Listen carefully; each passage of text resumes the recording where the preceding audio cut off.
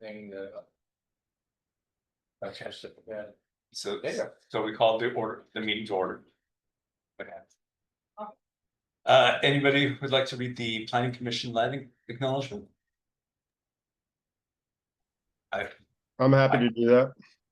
Okay, Okay, we'd like to acknowledge that we are on the traditional land of a rich and diverse group of native peoples who have called this area home for more than 10,000 years. We honor with gratitude the land itself and the descendants of these native peoples who are still here today.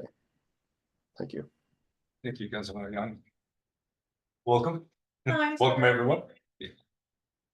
So the agenda, does anyone have any questions about the agenda, or can we go ahead and accept the agenda as what? Except as stated. Thank you. Second. All in agreement? Yes. Aye. Thank you. Good. Approval of meeting minutes. Have you all had an opportunity to review the minutes? Yes. Okay. Melissa, yeah, I sent in some comments that were really more in the vein of corrections. So I sent an email, but just to reiterate, one of them was just that I think that the meeting minutes show that it was in the room that you're in now, but it was in council chambers, unless I have the room naming conventions incorrect in my head. But so that minor correction. I also had just a question for Mark. Is it a regular meeting when it includes a public hearing? Because we did have a public hearing, and maybe that's just correct, so that's all fine. And then I did note that we listed 2 members of the public present. I know there were others, and I just wondered if the minutes are reflecting those who made comments, or do the minutes reflect everyone who's there? Because if it's the latter, we didn't get everybody. No, it's whoever signed in. So first off, you're correct. Council chambers, not forest room. What, I already forgot. The second one, yes. And then those present is from a sheet that I gave to Elizabeth. She doesn't attend. She watches the video. Those are the 2 names on the sheet. There, I believe, are 1 or 2 more attendees in the audience. I think Josh Rosenau was one. But also, when we make corrections tonight on video, Elizabeth makes those amendments from this recording and then processes the signature. So that's her process. But Okay. I can help her with the video to identify the 4 people in the audience that. Yeah, I mean, the other one, it was Josh Rosenau, and also another council candidate, Matt Mullenberg, was there as well. I recognize him. And so I just wanted to understand the process of how we identify people. And is that just a factor of people not signing in as we ask them to? But if we can get the attendance a little closer to correct, that would be great. Yeah, I believe those are those 4. So we have it on tape, and I'll work with Elizabeth to make that change for the chair. so with those changes, are there additional changes? Recommendations to the minutes? No, okay, so with those changes recommended by Councilmember Yanni, do we have a proposal to accept the minutes as will be read? Are you going for a vote now? Yeah. Well, excuse me, are you? Yes. Do you want to approve the minutes as amended? As amended, thank you. Yes. Okay. Okay. Everyone? Yes. Yeah, okay, thank you. Okay. Meeting date, so approval of meeting minutes, meeting dates. So the next meeting is July 8th, Tuesday, 7 p.m. Regular schedule through the rest of the year. Or tonight, there's rumblings or starting a discussion about holidays in August and timing, but I think for planning commission, it's related to which items you want to proceed with from tonight. So if there's any consideration of cancellation of summer meetings, now would be a good time. What's tonight would be a good time. What's July looking like for everyone? All right, so free and easy. I'm available for our commission meetings. I'll be here. I'll be. I'm available for July. I leave 2 days after that for about 3.5 weeks, but I'll be back in time for the August meeting. So no real absences. Okay. I may be traveling in July. I will definitely be here in August. And Michelle, you will be. Let's give you Melissa. Melissa, you will. Tonight's my last meeting. Yeah. Oh, Yeah. So we just acknowledge that, right? And thank you for your service. I've enjoyed it. Thank you. Okay. And so it says public hearing is on as this is not a public hearing, obviously, so we could just jump to our report from our city council liaison. You are all very familiar with the new things and. Well, it's Alvarez and McCartney as a new council member. yay. Uh, I was curious though, since it's just to January, will she come back to planning commission? Hmm. Or, well, actually, it's only until the election is certified in November, so it's oh, more likely to be the third week in November. okay, So as soon as the election is certified.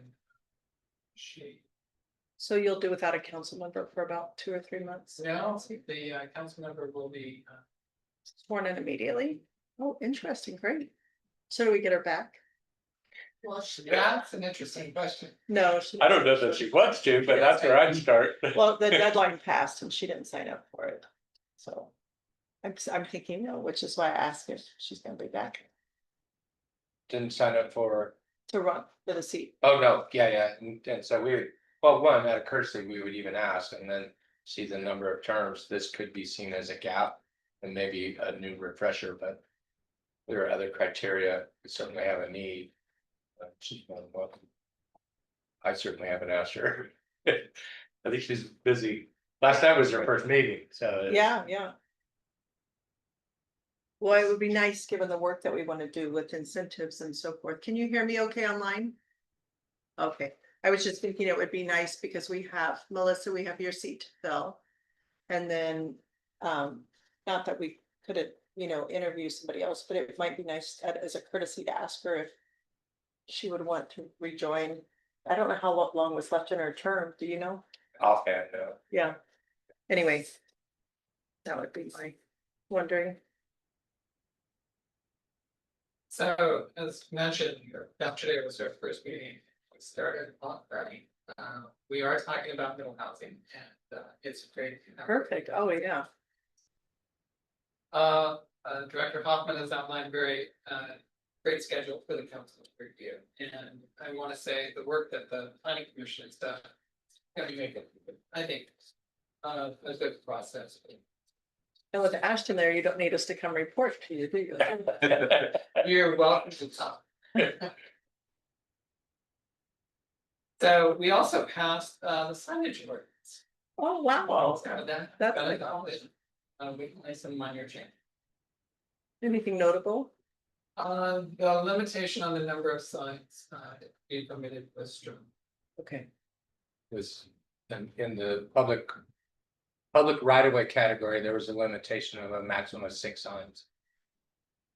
And so the way it read was in all the public right of, then that was struck. Great. But other than that, I was adopted pretty much in full. Yeah, a lot of clarity, clarifications.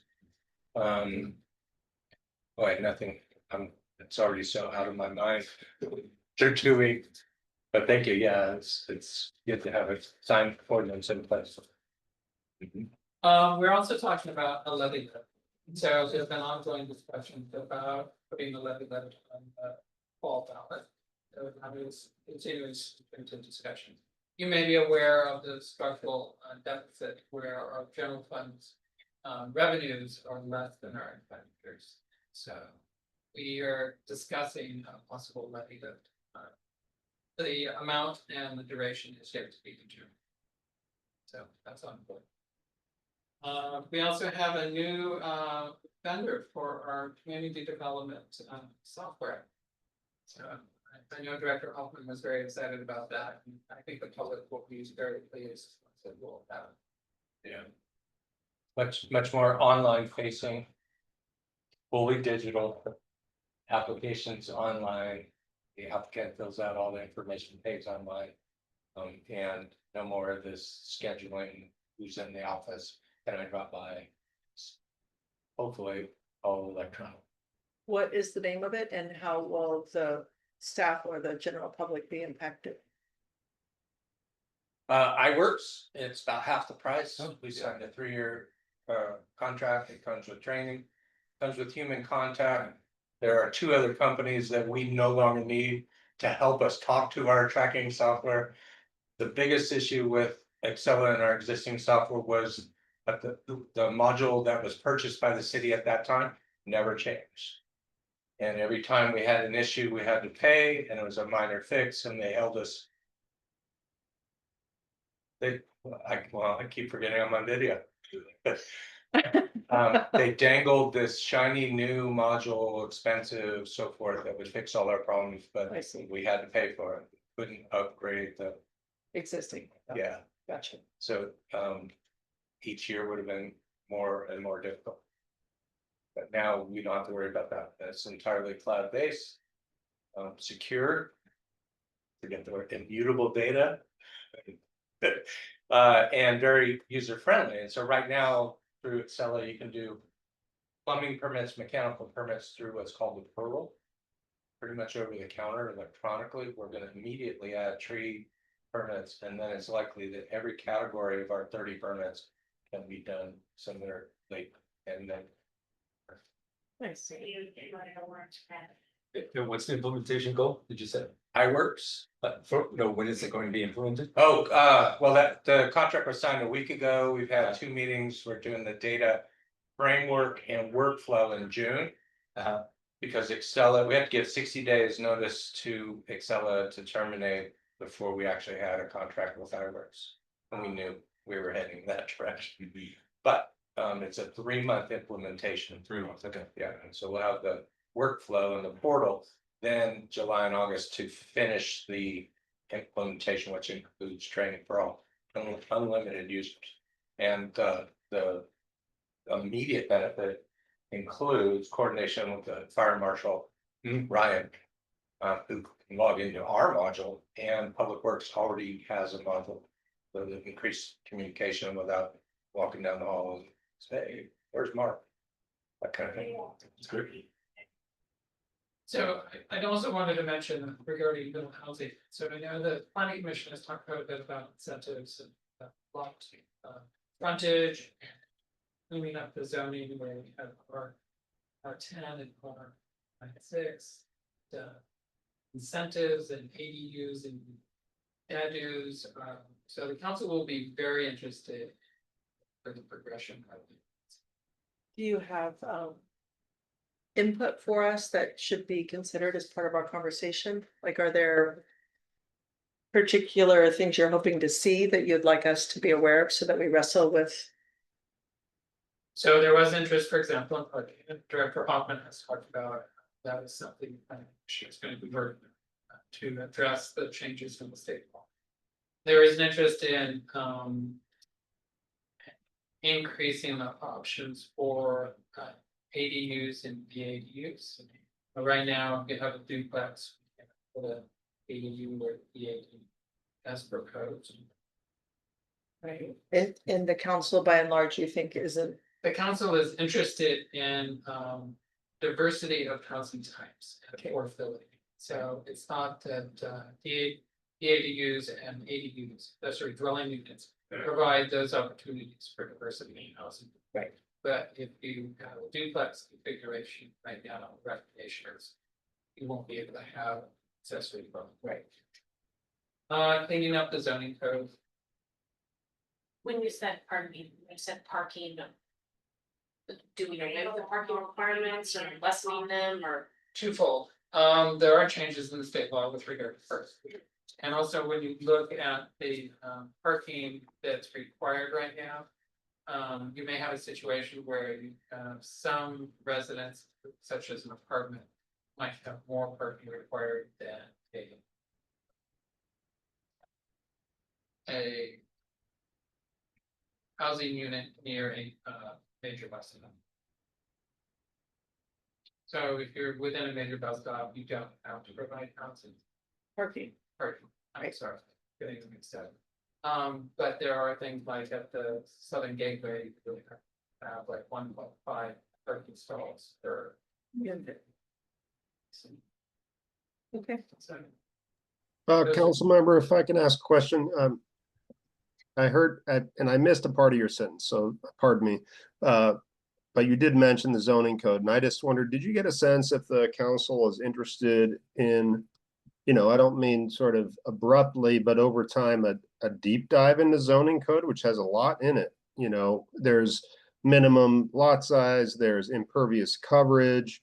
Should we be thinking about, the full suite of options? Like our consultant report did point out that we could be looking at things like how, kind of building coverage and so forth on lots, but we've never really even touched in the time that I've been here, talking about the zoning itself in terms of the minimum lot size. What did council broach that topic at all? Do you have a sense of whether we should look beyond kind of the options that the consultants have provided? So I don't think the council has not discussed a deep dive into zoning. And as you can imagine, a deep dive into zoning has a lot of issues associated with it. I think that would need to be a discussion with the council to understand if that is the desired direction. But the immediate discussion sort of centered around, we have a number of different zones that are very similar to each other. And it might be an opportunity to clean it up, but there was no discussion about a deep dive. Would you say, Thank you. Councilmember Lee, that given the fact that the state law requires, Mark, you might have to change the vocabulary I'm using here, requires us to allow not only for duplexes to have two different owners through some kind of condo type common space agreement, but by extension, currently a house that has a house and an ADU or a DADU could, once this is adopted, sell the ADU or DADU as if it were a duplex. And so given the fact that there is the opportunity currently under the new state law to have separate ownership of a ADU, DADU, duplex, so forth, do you feel like we need to take on zoning at this time, or can we simply focus on incentives that diversify our housing stock? So in terms of what the council is discussing, their focus was more on the incentives for diversity of housing than it was to look at a deep dive, which might look at minimum lot size. I was trying to get at your cleaning up of the zoning. So we have some lot sizes that have a different designation, but they're very similar in size. But they're not the same. Is this like in your mind, a large thing, like a large issue? I'm trying to decide whether or not, if that is a conversation that's layered on top of incentives, I feel concerned right now that it might be. No, I think it's more at this point, just cleaning up where there are zones that are similar in size, but they're different. Okay. Perhaps making a single. But not, there hasn't been a discussion to get into a deep dive of the zoning. For example, what should be considered the minimum lot size? Should we adjust, instead of having an R20 or R15 or should there be some? Right. Yeah, that feels like a whole different conversation with our community. Yeah. Yeah. Gotcha. So as the council dives deeper into the conversation about little housing, I suspect you'll be able to channel that information to us if there's anything that comes up that council wants the planning commission to address, then So, you would be the communication, right? so at the moment it is about parking. Yeah. It is about incentives. And it is about diversity of housing, including opportunities for ADUs and detached. I think that's been our main focus, is figuring out how to incentivize that diversity of housing. I don't know, Yanni, I don't know that we've really talked about changing parking requirements as part of an incentive, but that maybe. Well, we really haven't talked much about incentives other than we want to talk about incentives. Incentives, yeah. So, and the consultant has given us some recommendations to think about. Parking is included. Do you know if you can, from the council's perspective, if there is an interest in having us. Well, not only clean up the parking requirements, so there's consistency between single family homes that are a half a mile away. And apartments that maybe, beyond that, do you know sort of where the city is at with safe streets and sidewalks? I know that's been one of the concerns that I've had in our conversations about lifting parking requirements without necessarily having great pedestrian access throughout our community. I think there's an interest there. There hasn't been a lot of discussion. Or funding. Connection of those elements, but certainly look forward to planning commission and some desire. Hey, can I just point out, Commissioner Cranmer has her hand up?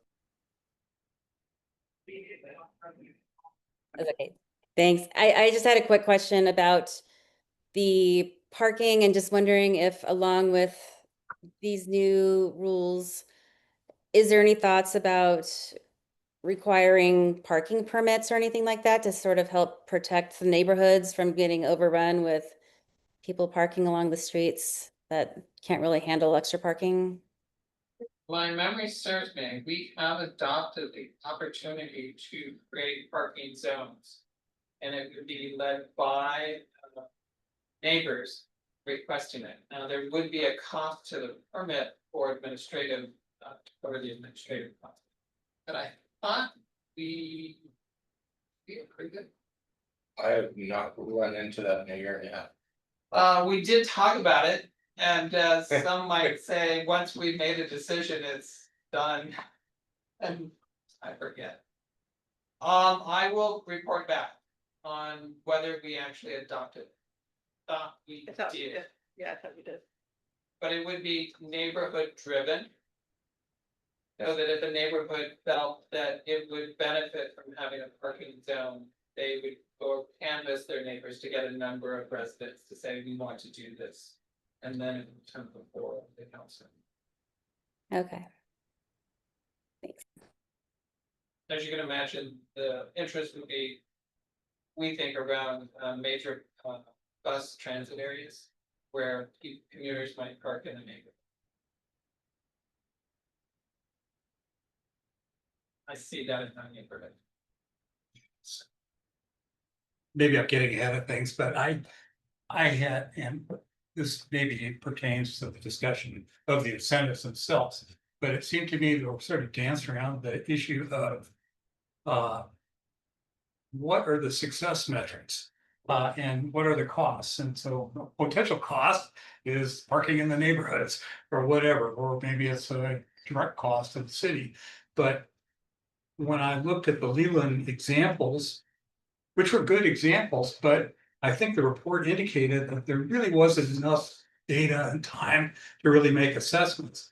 And it wasn't clear to me whether in those examples, although I did drill into Bellingham and Kirkland, and it looked like they were doing some collection of metrics. So, and something I would advocate for us, if we're going to change policies that we expect to benefit the community in some way, then we should be able to measure the success of those initiatives. But you know, I think it's really important for us to have data to the extent it is available to make decisions about incentives. I think we Great all job. agree. Yeah, I agree. Totally. Anything else from the? Yeah, I think that we spent quite a bit of time selecting a councilman. Thanks. We're very passive. She's fantastic. Thank you. Support. All right, so old business. Anything on the old business docket? That's rare, isn't it? Yeah. I'm looking at it, there's nothing there, so I'm wondering if that's all right. That's correct. Okay, let's move on to new business.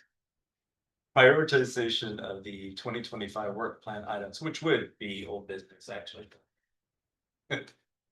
Technically, yeah, Technically, yeah, but not in the aspect. I got it, yeah. The work plan was on the agenda for the last meeting and the focus was middle housing, so we moved it to this meeting. There's a 3-part work plan. Part 1 for the planning commission is done unless further feedback or questions or clarity are required in June by the council. And we don't have any tonight. The second part is the climate element. Last week, the draft climate element was recommended by the climate policy advisory team.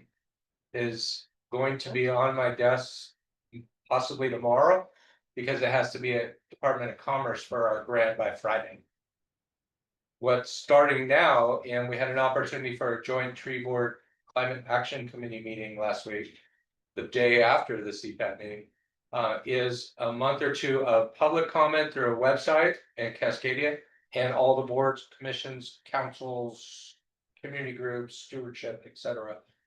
To review, comment, and provide feedback to the planning commission.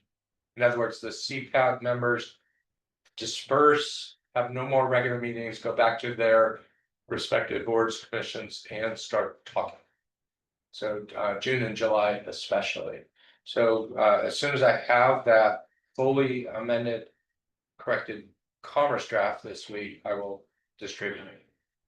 The CPAC draft, and each version is available. Website's still there, 2 web pages. But we're going to start towards planning commission feedback. And public hearing and formal recommendation to city council. And we have the rest of the year, including the city council adoption. So it's similar process to the comp plan from last year, but it's one element. Right. So my understanding, Ripley, though, we won't be actually working on this until about August. Is that the timeline? Well, that's part of the discussion tonight is Okay. item 2 on the work plan. So the discussion of the work plan is how do we integrate that for 2, 3, 4 months to the satisfaction of the planning commission, so that you can frame a recommendation. But then the second part of the third item in the work plan, second part tonight is what's next, so we can fill the gaps. Because with all the regular meetings, there will be opportunities to explore the parking lot. That's the agenda item for tonight. And we have prior feedback. We have feedback from last night. We have quite a parking lot. I'll start with the feedback from the council last night. In general, it was the focus was on middle housing, the grant, the scope of the grant, the SCJ contract, meeting the minimum mandates of the legislation and moving forward because of the June 30th deadline, or be subject to the model ordinance. So that's been the focus. But there were a lot of comments about what about that issue, was this taken into account? And those are all identified as parking lot items, and a comment was made, there are a lot of parking lot items. When are we going to get to them? So now we have the opportunity to pull some of those off the list and do them. At a prior meeting, it was asked by Councilmember Goldman if it were possible that street frontage minimums, consolidation of similar residential zoning districts, and minimum lot size could or would be a priority. And from the feedback that I've gotten through this process, my response was it was highly likely. But tonight would be the direction from the commission. So you're asking us to prioritize the 2025 work plan. That's the first step. Yeah, we know the climate element's coming. We could factor that in, and then some direction staff. We don't have a consultant, we don't have a contract. The bigger items would require that or grant, as you further example. But what I would hope for or expect tonight is at least 2 or 3 specific items or programs, issues to look into that staff can take on. And we're a little bit more well versed in the code. And so the advantage is to tack on to what would just happened with mental housing.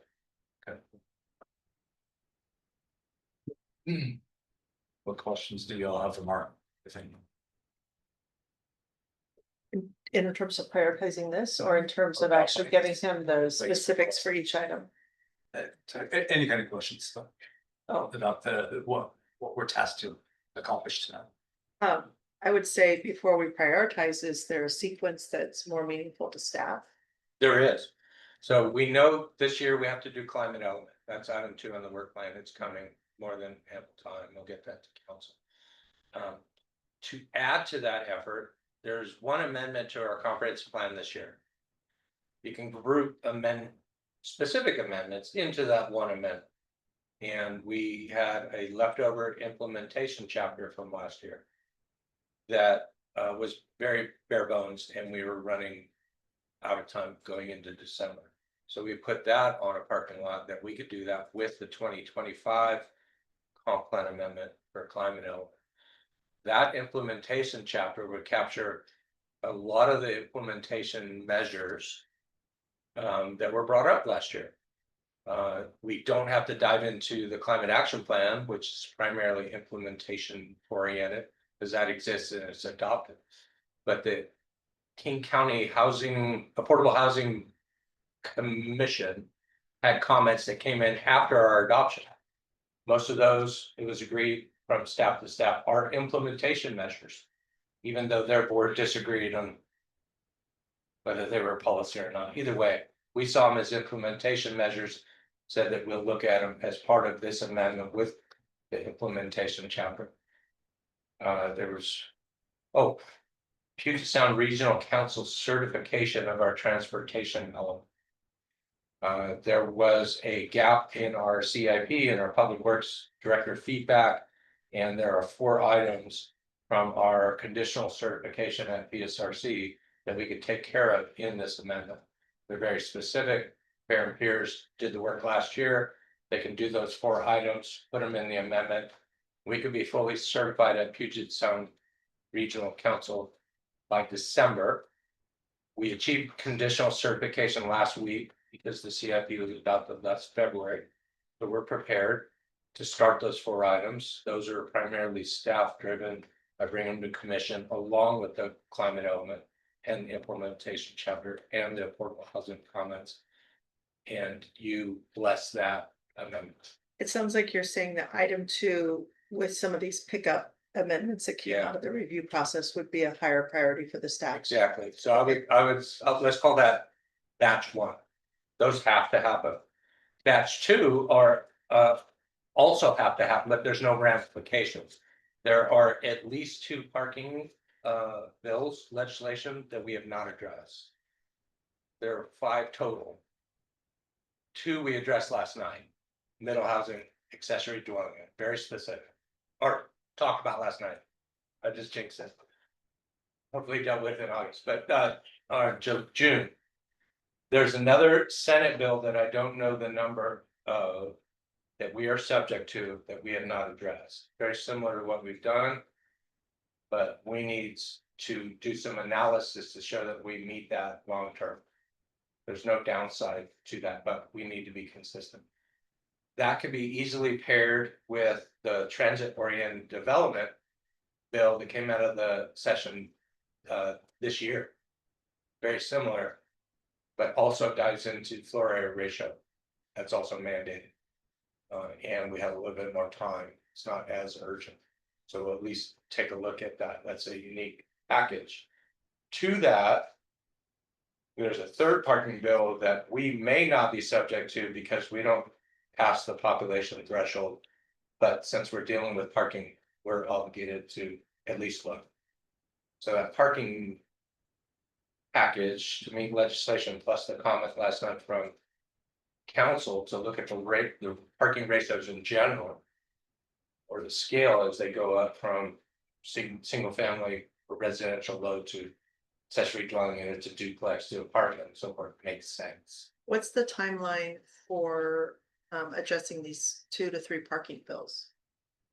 I believe TOD was passed so late after the King County's, or 4 metro area counties passage of the GMA comp plan that it's quite possible we have 5 years.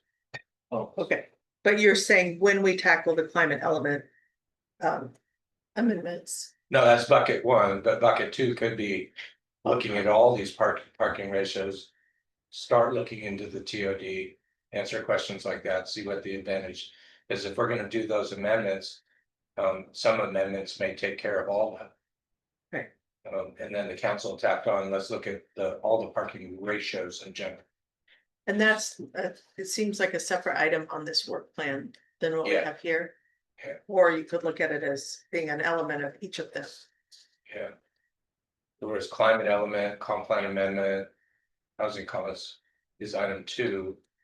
This parking ordinance relook is a pure parking lot item, Okay, but still required. so is that like a item 2.5? I'll call it bucket 2. In We which, have to do it, but if we dive in and there's no urgency, then there's no downside. It could easily pass into next year. Or 3 years. Or whatever. Yeah, we'll know after we dive in and hit some options. would you be able to share the those bills with us, Yeah. and maybe that's something, if there's not a time piece with that, maybe it's something that we could look at with each element to see where it might have implications with the climate element, middle housing, accessory dwelling, and so forth. So it's always a good background, no matter what we're reviewing. Talking, right. So it's gonna be part of that, so it's a good one. But I do have a 3rd bucket, and I see Yanni's hand up. The 3rd bucket is the one we've discussed about quite a bit. Minimum lot size, minimum street frontage requirement, and consolidation of similar zoning districts. And it sounds like there's some interest in that. Yeah. The council, so. Yanni, do you wanna? Yeah, sure. So to me, we obviously, there are certain things that are on a timeline. And we need to review the climate element. You know, David and I have been serving on that committee, so I think we have a good feel for it.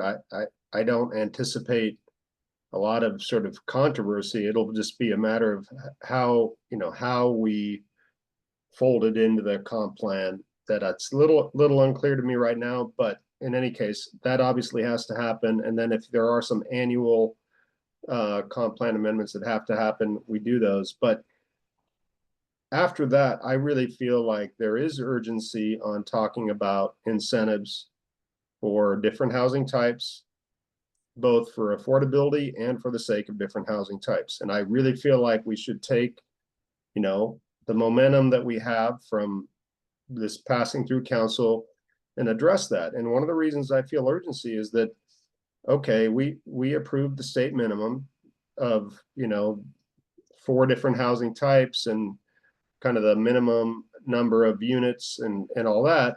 That's fine. But some of this is actually kind of nothing burgers, because we may have approved cottage housing and courtyard apartments, but nobody's going to do those until there's some density incentives or affordability incentives to do that. I mean, who would do that? So I feel like we actually have not added much other than the possibility of duplexes and flats. And that may, maybe that changes housing types a little over time, but I just feel like we've done just a part of the job of even considering middle housing. So I would really like to see us dive into that and what that looks like. And we've talked about this before. I think now that we're not sort of giving 80% of our meetings to consultant presentations, I would love to see staff, arrange to have us hear from some, knowledgeable developers and others who come in and help us understand what types of incentives work in maybe surrounding communities. Like, when does it pencil out to actually create cottage housing or courtyard apartments instead of building duplexes?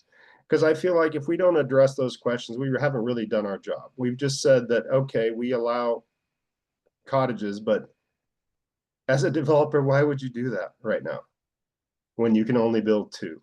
So to me, there's a lot of urgency there. It feels So- like finished business to me. So, Yogi, I'm curious as to how Go ahead. everyone is about that, what you're recommending. I'm recommending that that is a top priority after the things that have a clock. Yeah. That have a clock or the climate element and maybe some of these annual comp plan amendments. I'm saying that is next and that needs to get a lot of our attention. Yeah, I mean, we hear that, and I'm curious as to what everyone else thinks about that. Yeah, I agree. I just wanted to know what the staff needed first.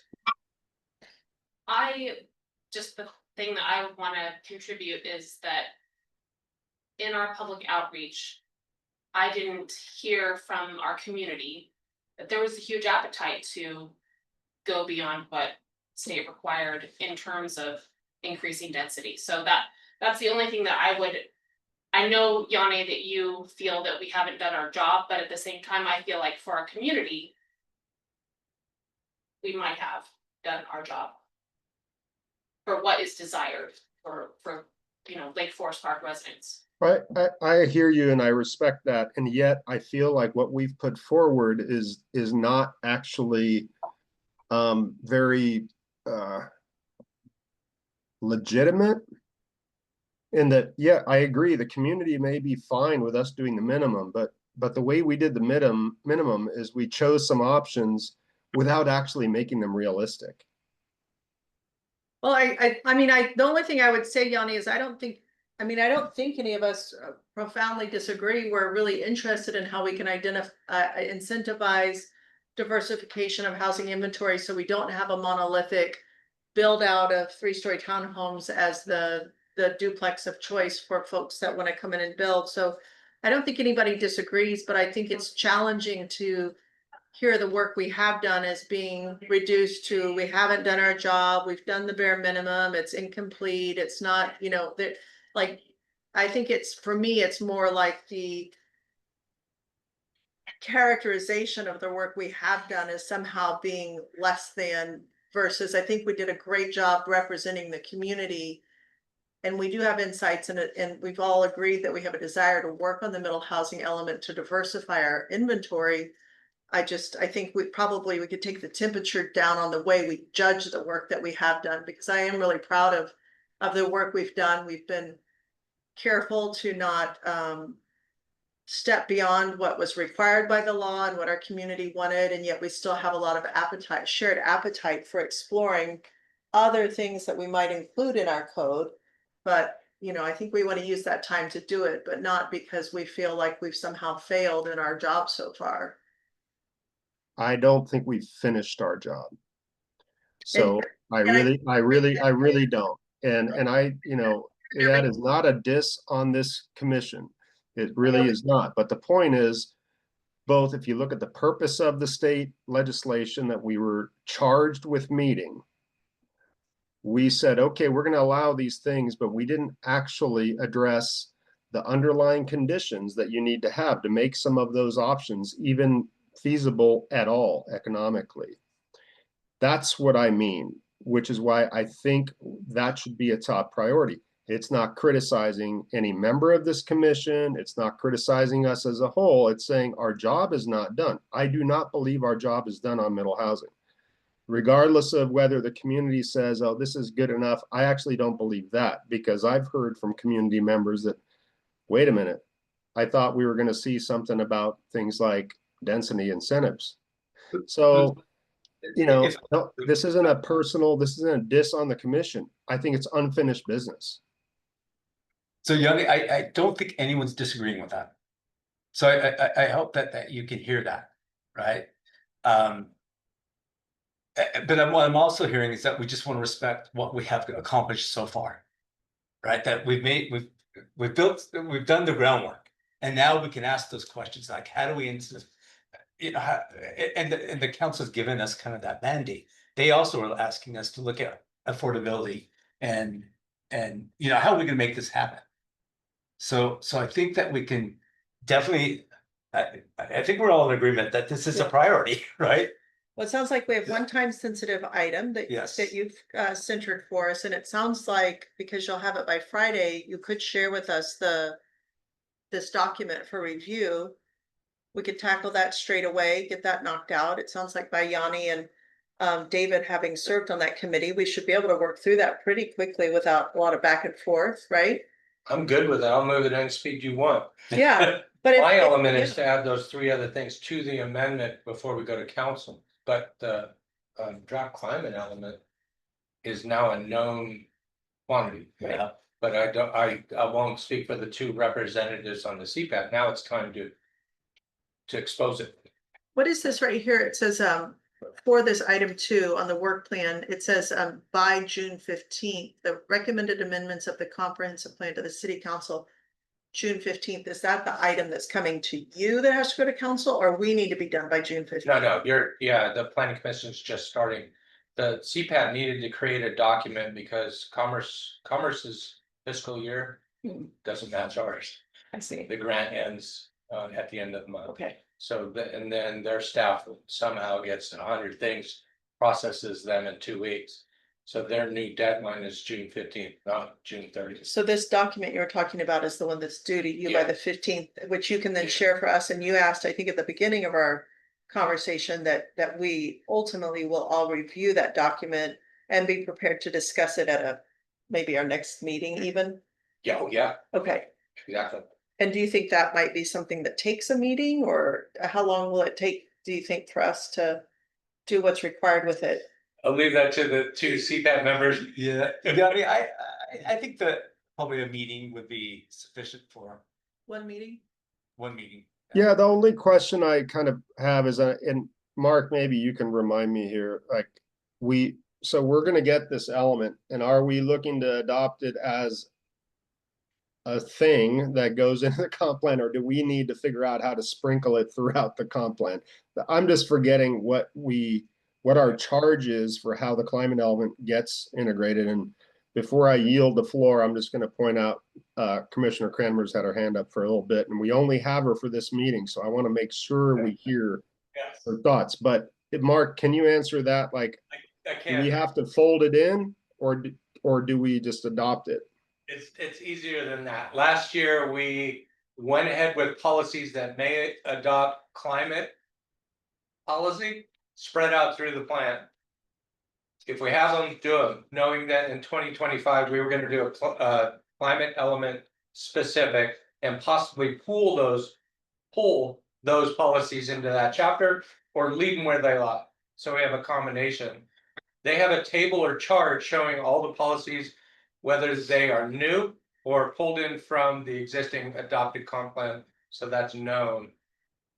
And so it's a much easier effort than last year. But the question still stands, is this a standalone element that we're placing into the comp plan, or are we making sure that it's dispersed? And I think what I heard you say actually at one time is that it can't just stand alone. Making certain that it's consistent with everything else. And everything throughout refers back to it.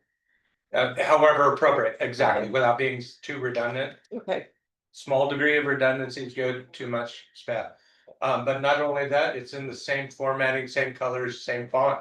I get one of the decisions, just for example, of how easy this is or how clear this is where do you want to locate it within the document that shows priority, even though the elements are not prioritized.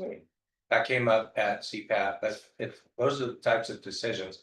But it really is a standalone element, similar, different in topic, similar in style, formatting, structure, and purpose to all the other individual elements that were done last year.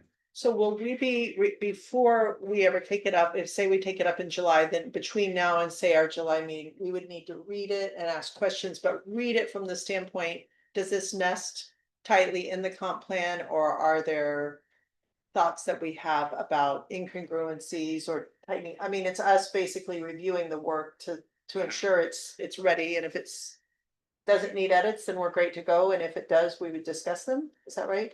And it's not immediate, so sharing it with you, starting that process, filling the gaps with other items is the path forward.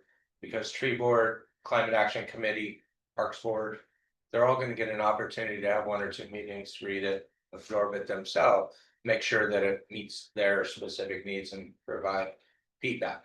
So if it's a planning commission review and discussion at 1 meeting, that doesn't have to happen on July 8th. Okay. The other tool Cascadia has is a public facing website that has that same document where you can go right in electronically, plant your own public comment right there on the Oh, okay. page.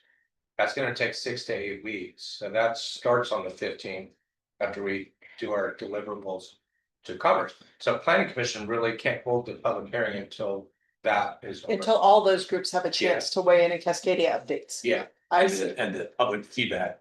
yeah, and then weigh that Yeah. public hearing, notice, keep upstairs, similar to comp plan, formal recommendation, and then reserving as much of the year as can be for council to consider it. So the way you describe it, it almost sounds like it's not a meeting. You just ask us all to make sure we go make comment on that. That's the master. start, yeah. So we don't need to discuss it until ever. Although we can go ahead and bring it to the council, we could go ahead and bring it here, right? Oh, yeah. element, so. Sharing it this week, yeah, absolutely. Okay. There's no reason to wait. But as far as an agenda item to check off and move on to parking lot, we can move on to parking lot right away. Okay, thank you for that.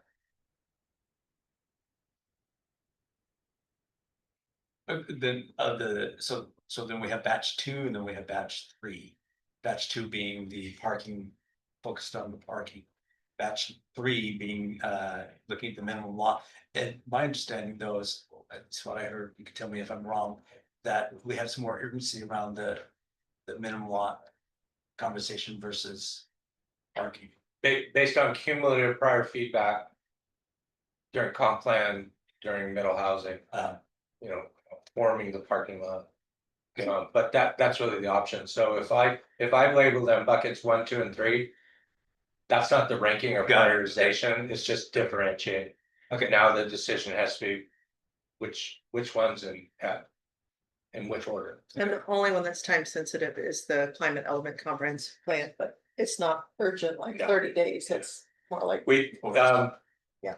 Yeah, I don't want to be here at Christmas at city council, right, but I think that everyone's best interest is to call it the 2025 comp plan amendment. Can you, you've said that all of these different groups are going to review and put put comments in as in public comments on this digital version. What's the open period for making those comments, from when to when? We talked about it in concept, we're gonna do this week. Tomorrow I'll go hide in a room and do the deliverables for Commerce. If that goes bad, my Thursday and Friday is to finish that. There's no way we can miss that. Okay, That's $550,000. So the idea was, let's not schedule, talk about or anything until after the 13th, right. 15th being Sunday. So literally that next Monday, Cascadia intends to go forward. Advertise, distribute, describe, make that public facing comment tool live. Okay, So they have everything they need and we'll announce it and do e-blasts and so forth. That's automatic. They'll start getting feedback from whoever gives it at whatever committee at that point. The only advantage of starting last Tuesday was the joint meeting of the tree board. Or was it Wednesday? I don't know. It was the day after the CPAT meeting. It existed. The draft we're sending to Commerce substantially matches the draft that was recommended or was available prior. And so we brought that to tree board CPAT. They don't have the version that likely is coming tomorrow. so it sounds like maybe by the 16th, by Monday or something, there may be an online version. And how long have you guys planned or budgeted for having this comment period? Minimum 6 weeks. So like end of July. Well, the question came out of the tree board, like, how long do we have? You know, what's the pressure? And so we said, well, likely you can overlap. So it's beginning of June. You can do this in your July meeting. If you're not comfortable with finishing, it's also likely you're the first meeting in August. So it's also likely you can finish your comments then Because that predates the planning commission. So, if commission's comfortable and gets all that feedback, in August, you could be setting a public hearing date. So let's definitely put that on our timeline, so you can have that conversation in August to. There's flexibility, even if that's September, at least October, November, December, for me to finish my work on the affordable housing comments, implementation chapter. Or the third one, Yeah. ESRC. So for just a moment though, let's work backwards then, right? So. We're calling this the 2025 amendment plan, right? Yes, you said so. So, December is the last month of the year, obviously, so it will be completed in. December, Planning commission is likely to be completely done with it by your September meeting. by September, okay, Yeah, okay, that's good to. that'd be the goal. October's not Excited, right? out of the question, but For it this starts to item, get right? scary. from Yeah. there. Yeah.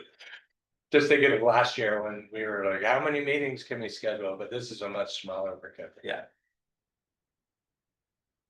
And the consultant's done a really good job. Oh, yeah, they're the best. Yeah. Yeah. Absolutely.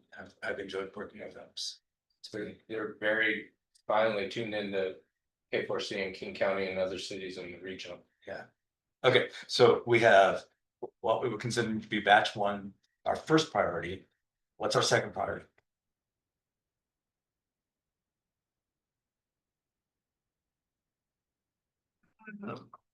We have very few choices. I hear Mark going back to the parking lot and the minimum lot size.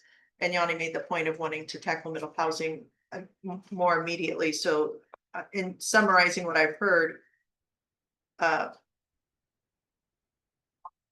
Mark is kind of pointing out that those two items and Yanni's pointing out the accessory dwelling, so I think if we're thinking about second thing. That would be what's up for discussion. Do we do parking lot, minimum lot sizes, or middle housing? Incentives, basically. Just- Can we do? Sorry, Okay. quick question, and maybe this is for Councilmember Lebo. So, again, I was having a little trouble with your audio. It sounded like council was interested in maybe what sounded more like cleanup, and I assume they're talking about things like that we have a zone for 10,000 and a zone for 9,600 that don't make a lot of sense, but they actually have some different requirements in them. So that to me is a much narrower consideration of minimum lot size than say revisiting, should we have our 20,000, our 15,000? I'm not advocating for any of those. I'm just trying to get clarity. Do you think that's what council was after, with some cleanup, or for us to look more deeply? I thought I heard you say not look more deeply, but to maybe clean it up a bit. I think at the moment, it's about cleanup. It's about where you have residential zones that are 10,000, 9,600. Could those be consolidated as an example? But there hasn't been discussion that says, well, let's look at minimum lot size. And is that what you're also talking about, Mark?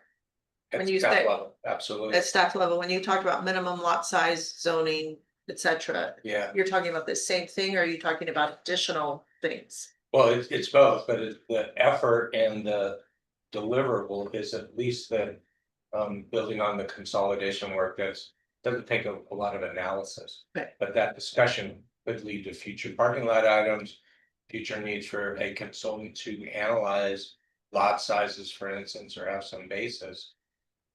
I would offer we would pull it in so it meets that first category of common sense consolidation of districts. As the scope and not more, Yeah. not trying to wrestle with, should we change underlying, so, yeah. Because it's very doable. Yeah. Right, and we've had a lot of feedback already. Right. And it's a little more difficult than what we're doing with middle housing, where we're going away from terms and labels. So residential single family becomes residential low, you're just changing a name or a label. The consolidation of zoning districts is a little bit different, a little bit broader, because you need to consult with those property owners. Often it's gonna be favorable, but they need to be involved. Because it's not just changing an R to an S or something, it's. You're not, these standards are now this, and you need to have input. Yeah, I'm with Meredith on, like, I don't feel like we've received that directive, and I also feel like before I would feel comfortable talking about minimum lot sizes and anything with zoning, that we would do public outreach and we would have the ability to understand the implications of that, because while the new housing laws require every lot to at least allow a duplex or a single family and an ADU,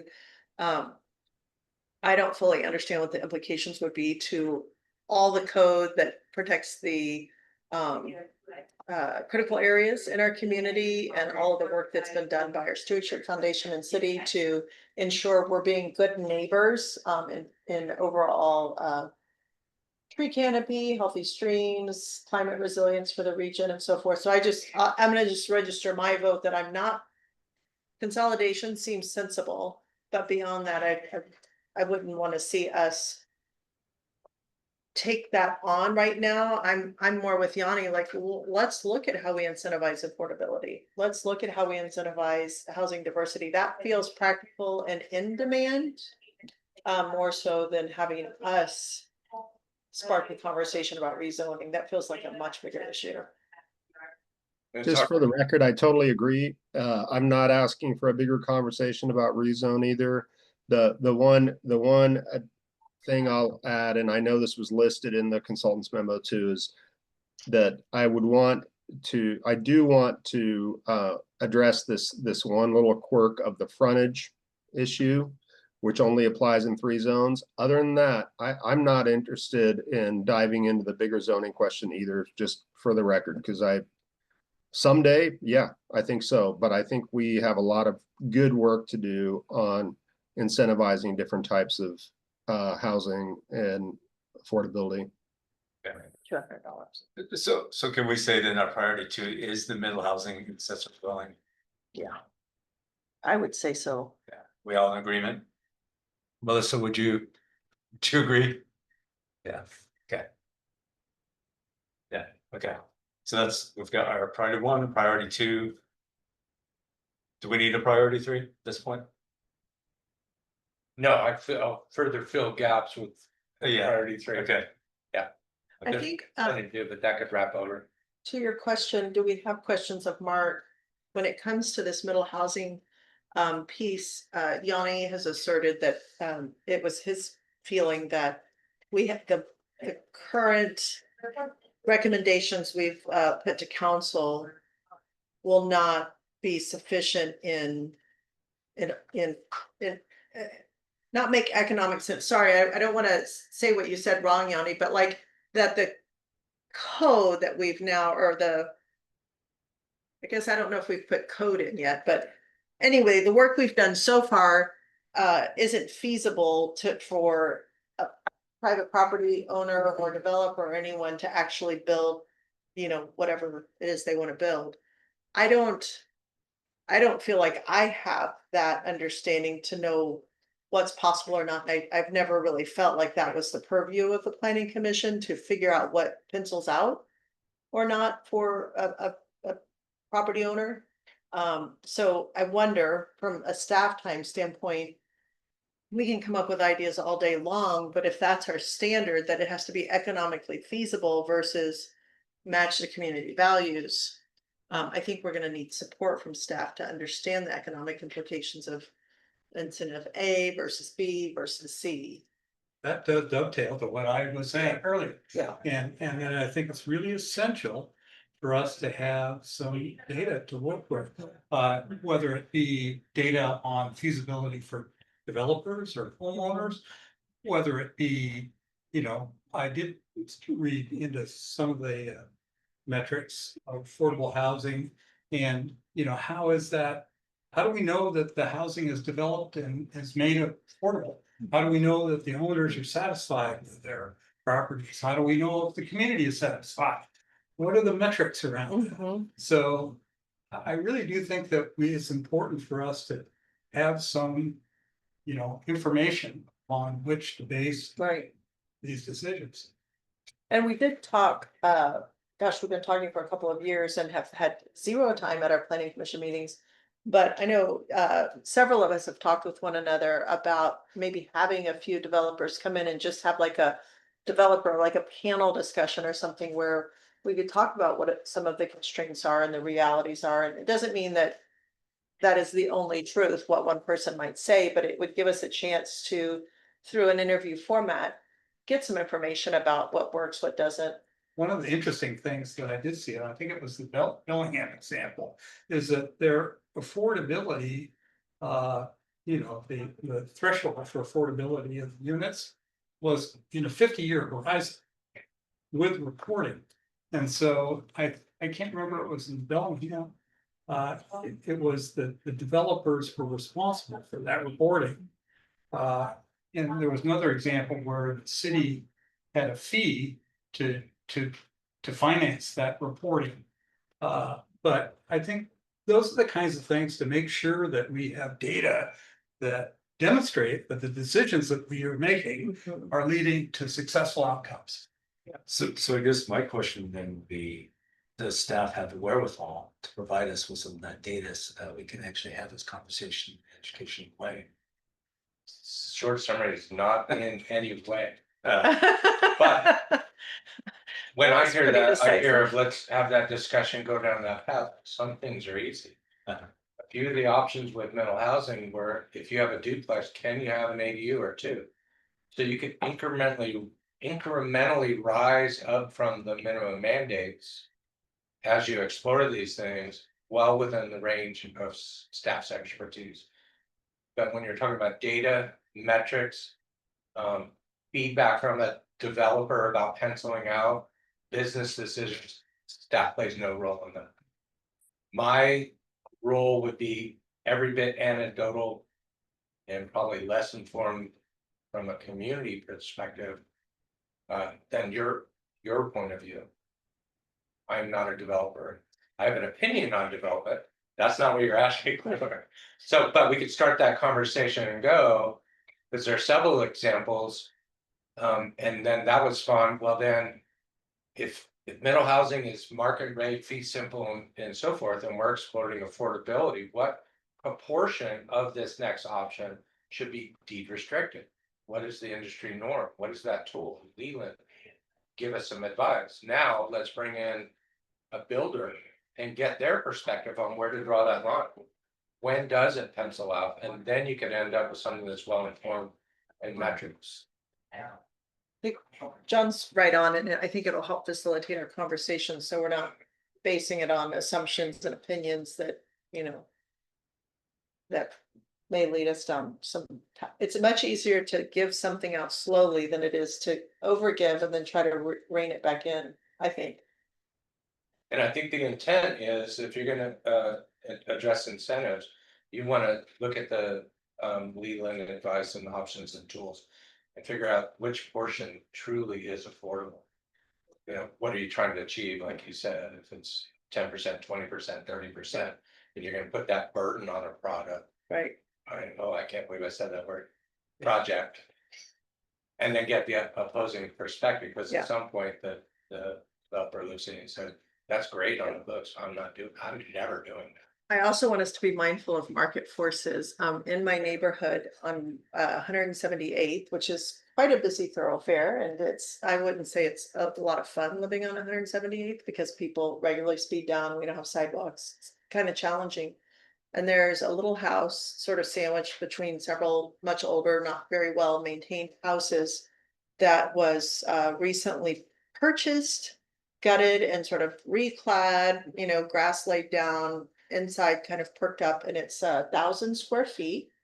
And I think it's 2 or 3 bedrooms, 1 bath. It's a small little home, great in terms of housing diversity in our community. It was a little house that didn't get torn down in a $3,500. You know the house I'm talking about? No, but I Oh. saw one the other day and I went, how does that still exist? Right, so they did, so most homes that are in the condition this one was in, it looks like a manufactured home, but it's not. That are in this condition are frequently getting torn down and big Yeah. homes built in their place. Or hold on to it and build a duplex shortly.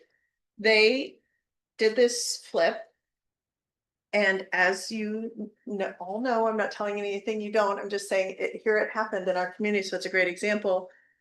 Where houses are going, say between 400 and 500 a square foot right now, guess how much this house went for per square foot? No. Any guesses? I don't know this. $725 a square foot. So I'm mindful that we want to do things to encourage diversity of housing, because 725 is very different than 1.5 million. But you know, I think we do have to be realistic about the fact that when we have a 1,000 square foot ADU that goes for sale or a smaller home, we're not going to necessarily see affordability in that. It's those smaller homes will traditionally, especially when they're fixed up and new, will sell for more per square foot. And so I just want to be mindful about how we approach any effort to diversify our housing, that we take our time trying to figure out what can really drive affordability, because just a diversity of housing won't be sufficient to bring in affordability. And Maddie, you have made that point several times. Many times. And I just wanna, I just I want you to finally know got a I hear sale it. price. I finally got a sale price. That's all I wanted to say. I was vindicated when the house sold. I'm like, that's what I'm talking about. yeah. Okay, so. With those points in mind, right? And we have the document, we have the recommendations that Leland has made, has given us. It's a good start, Yeah. right? With our concerns in mind, keeping our concerns, Mhm. bringing our concerns to the conversation. Can we say that this is our, essentially our second priority, but really, you know, it's probably gonna be enmeshed in a conversation with climate change, or for our climate, excuse me, the climate element. Oh, there's no relation to timeline though. Yeah, no, I understand. Yeah. No, I'm just saying that there's probably going to be times when we won't have.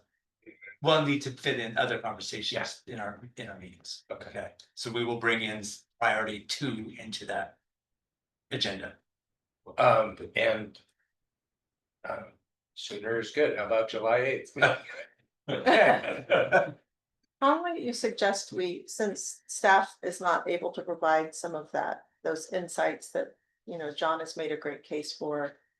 How might you suggest we go about prepping for those conversations, and like, how will we structure that so we can have this conversation on middle housing, you know, accessory dwelling units, affordability, incentives and so forth? How should we go about entering into that conversation in a structured way? So are we talking about in terms of affordable housing where the property is actually sold at, you know, a certain percentage of area median income, that sort of thing? Or rented, yeah. Based on So- King County AMI, 30% of your income and some sort of restriction or tool that Right. keeps it at that rate. So the question is, what would entice a developer to embark on a project? What incentives would?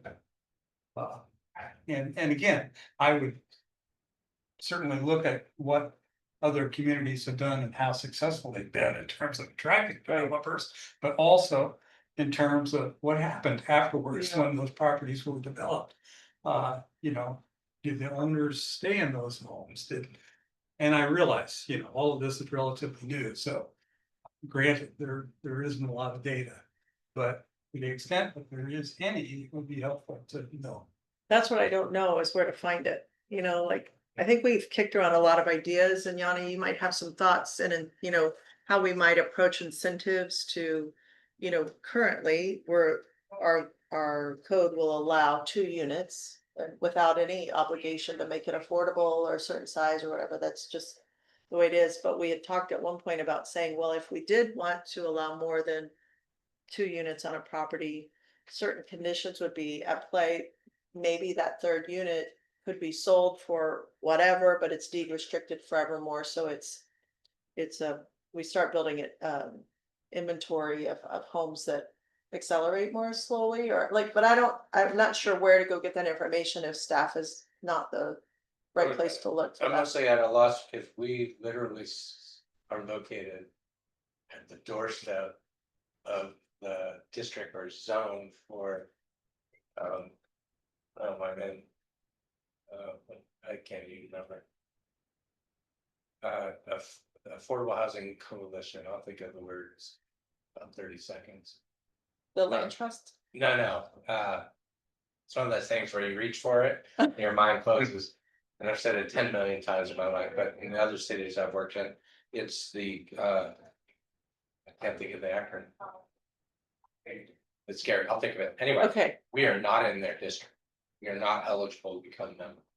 They are the resource I would go to. They're located in Redmond. They have every city pretty much as a member. They have that data, they have the tools, they have people that can come and speak. So just a quick question about that. Again, like first part, become a, I'd have to talk to the director and their willingness to work outside the district. They Got did that for North Bend. Okay. As a service contract. Yeah. So I'm wondering if at our July meeting, what we do is we ask the questions, right? Like, what is it that we want to know? Could we be, for instance, could we become a member of that? What would it take? Yeah. Right? And then do some prioritize those questions and look and see. what how did you we stand. say? It's one of those things that if you're searching for, you can't find it, like a name, and then as soon as you stop thinking. What was it? It's art. Arch. Oh, okay. Yeah. So we, at our July meeting, we asked those questions and determine how do we answer those questions, and we can. Where do, what are the resources that we can all maybe come up with, or what other research do we need to do? Does that make sense? Yeah. You were gonna. Well, just a thought, there are two ways that we can change things kind of immediately without data, and that is the frontage, dealing with the frontage issue, and then also the maybe allowing the dwellings in front as opposed to only in the back. Those two things I would feel more comfortable doing in the immediate, and I would love to see a year pass before, we just to see what happens in the community. Do people start doing duplexes? Is what has been done already enough to spur development, and then wait for those data points from other communities or things like that before. I don't know, that's just probably how I would, it was just me, how I would go about it, rather than, because I don't think that you will get data before, a year, and we don't even know what the current, what we've already done, how that will actually play out in real life. What do you think? I agree with you. It's much easier to give than it is to take away. So moving cautiously, but did we hear from our consultants or one of us in the room about looking at the data out of Oregon for some of the initiatives they put into play to encourage diversity in their housing stock and affordability, like that? They're like 5 or 10 years ahead on this topic, Yeah. aren't they? There were a lot of sources that the Washington legislature used to form middle housing. I remember at that time, a lot of California examples, Oregon examples were brought in. Okay. Go ahead. Yeah, sorry. So I just want to kind of remind the commission about something. I've said this before, but I think it's really important as we head into these topics, which is that there's when I'm bringing up this issue of, say, whether it's cottage and these types of housing and needing density incentives, we can do that for affordability, like big A affordability, which often entails some deed restrictions and tracking and reporting and monitoring. But there's also a value in doing that just for housing diversity. Frankly, that example you just brought up of the small house that sold for $725, right? We had one at one of our commission meetings, I think it was April, a couple of gentlemen show up who do home building. And it's funny that you say that price, because they're like, oh my God, these small homes that can go for 700, they were talking about North Seattle, but still, these small homes that go for 700 are the first things to go when they develop like lots with mixed unit sizes, not the big house that they're with, but these smaller houses that are kind of going in that 700 to 800,000 range. So to me, and this reflects a lot of what I heard in my own outreach to a lot of people in the community, is that, yeah, of course, we all also care about sort of what I call capital A affordability, which is where you're tying it to income, but just the opportunity to have smaller housing stock, it makes it cheaper. That doesn't mean it may be more expensive per square foot, but I would want us to be looking at incentives, not just to meet some affordability metric, but also to just encourage that diversity of housing type, smaller housing type. So I think we just need to keep both goals in mind. It's not all about meeting AMI at 50 or 80%. But there's value, or at least I've heard from community that they would love to see more, frankly, houses like the one that just sold by Maddie's place, like smaller houses that are much cheaper than what you're going to get that 3-story, 2,500 square foot house for. And, you know, and people have less like yard care, and it's a single level and they can live in it as they get older. Like those are the themes I heard consistently. So I just want us to keep in mind that there's density incentives or other incentives, but density incentives both to make things cheaper, but also to make things intentionally smaller. So I just want to keep both of those on the table because it often gets just bundled up into affordability, and it's not always just about big A affordability. Thanks. I totally agree with that, actually. Our family is one of them, actually. If we could downsize, if we were staying here, we would have done that, but there just isn't a whole lot of inventory. And not everybody wants a larger house. Some people actually do want a smaller house. It's less to take care of, less responsibility. I totally agree with that, Yanni. Yeah, and I think that's the general experience across the country, particularly for baby boomers. Yeah, afford to move, downsize. Yeah. Okay, so we have our priority 1, we have our priority 2. I think that's going to was busy for a little while. Okay. Can we move forward? I just want to make sure that we cover everything on the agenda. Is that, Mark, have we met that? Yeah, I think we have, and I'm thinking more of what we should do July 8th, but we'll work with Sam, Yeah. Yanni, and develop this specific agenda items. Yeah, we've discussed a couple things tonight, so in terms of what the agenda could be for July. Then One of the things that we've talked about for a long time, if we just had an extra meeting, was the expanding the commercial base with feedback from businesses. That one, you know, I was like, oh, that one sounds like be a great thing to do, but we don't get to it this year. That's. I think we should keep, I mean, my opinion is that we should keep the running list available to us. Like if we have some time, you know, the agenda could fit one of these other subjects, let's have that conversation. that was a comment at council last night, is can you update the parking lot and keep sharing it with city council? But yeah, that works. I mean, I think the parking lot can become endless for like this. Yeah, it There's a should lot be. to- It should be endless. We should be dreaming. Yeah, Yeah. yeah. Okay, I'm just looking at new business B, debrief discussion regarding affordable housing incentives. Is there anything else that you wanted to say about that? No, that's carryover from the last meeting. We talked a lot about it tonight. I think it's something we can, given the prioritization for what's coming next, frame for July 8th. You have the memo from Leland, their resource, but their contract's over. Looking at Arch, if we were in Arch City, there are 3 people that I could talk to and say, come speak to us. They're busy. I don't know that they would speak to a non-member city. And they all answer to each other. The executive director is very busy. Michael Stenger is the data guy. But I'm wondering if they could put me to some easy resources that we can share for July 8th. That'd be great.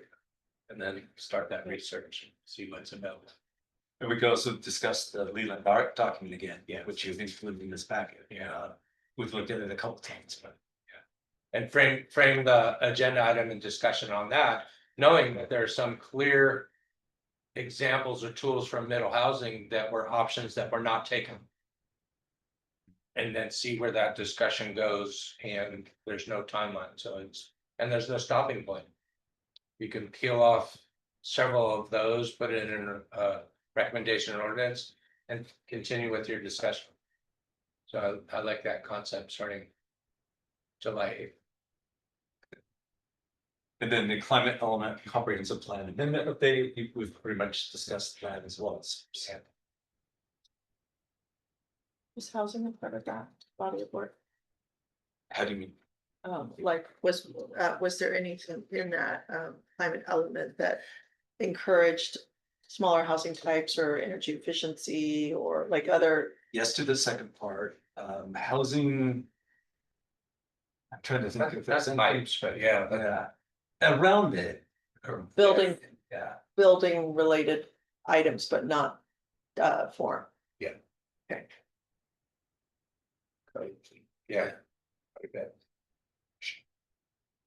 reports and announcements, Staff has no, stuff. isn't it? staff's looking forward to a good July.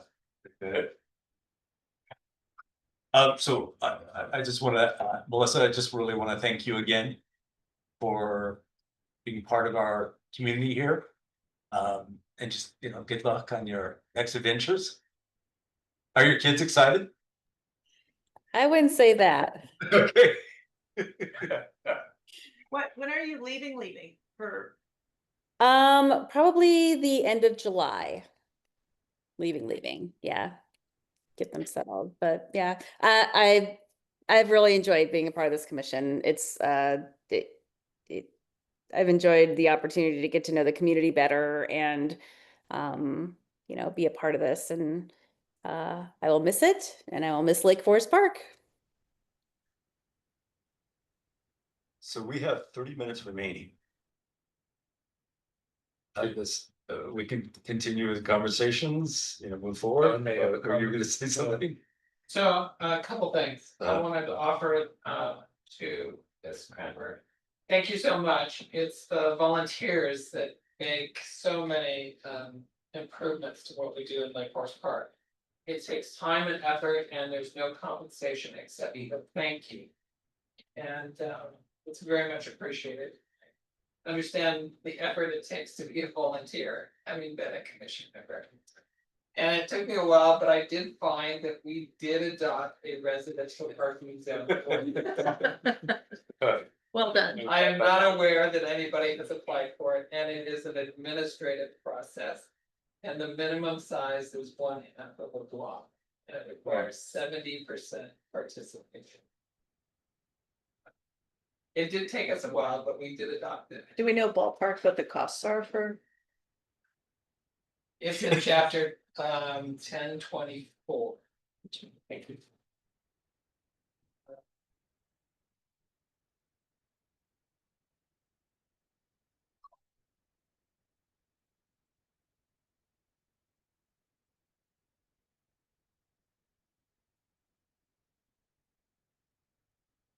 I'll say. Oh, it's not, you know what, don't worry about it, I'll look it up, 1024. That's 24. Thank you. Then the other thing I just wanted to say, just now, because I just think it's important. For people who come together and work together on projects to just acknowledge the work that we've done. Right, and we completed the middle housing accessory dwelling unit development, whatever we want to call this amendment. I think we did some good work. There's more work to go, right? But I just want to acknowledge that we did get some work done. So with that, Bill, is there anything else that? Just a motion to adjourn. Is that what you got? Okay.